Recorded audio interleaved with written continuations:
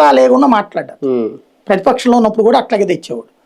వీళ్ళు పద్దాక లేచి అతన్ని వెటకారం చేస్తే ఒక్క ముక్క మాట్లాడగానే పాయింట్ ఆఫ్ ఆర్డర్ అని యనమల రామకృష్ణుడు, అచ్చెన్నాయుడు అతనికి 10 నిమిషాల స్పీచ్కి టైం ఇస్తే 8 నిమిషాలు ఇళ్ళే లాక్కునేవాళ్ళు.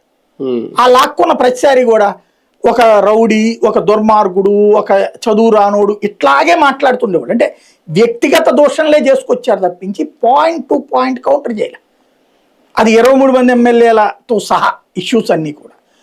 అది అతని మీద సింపతి పెరిగింది. అసెంబ్లీలో జరిగిన పరిణామాలు జగన్ మీద, అది నెక్స్ట్ ఎలక్షన్స్లో ప్రభావితం జరిగింది. ఇప్పుడు అలా జరుగుతుంది. అతన్ని కనుక మనం ప్రతిపక్ష నాయకుడికి అలౌ చేస్తే అతను మాట్లాడతాడు. జగన్ లెక్క ఏంటి, ఇతనే ప్రతిపక్ష స్థానం మీద వరకు చంద్రబాబుకి తీసేద్దాం అనుకున్నాడు, కానీ లాక్కోకూడదు అనుకున్నాడు కాబట్టి ఆగింది, అయిపోయింది. అంటే ప్రతిపక్ష స్థానం 10% అనేది ఇతనికి కూడా తెలుసు కదా. కానీ ఎవరూ లేరు కాబట్టి నన్నే ఎన్నుకోండి అంటున్నాడు ప్రతిపక్ష నాయకుడిగా, నాకు ఇవ్వండి ఛాన్స్ అంటున్నాడు. ఇది ఒక అధికారిక ధృవీకరణ. ఇక శాసనసభ ద్వారా జరగదు, శాసన వ్యవస్థ ద్వారా జరగదు, అంటే లైక్ పార్లమెంట్ ద్వారా. ఈ అధికారిక ధృవీకరణ ఈవెన్ బీజేపీ ఇవ్వాల, రాహుల్ గాంధీ మీరు గుర్తు తెచ్చుకుంటే 44 వచ్చినప్పుడు 14లో ఇవ్వాల, 52 వచ్చినా కూడా దీంట్లో ఇవ్వలేదు.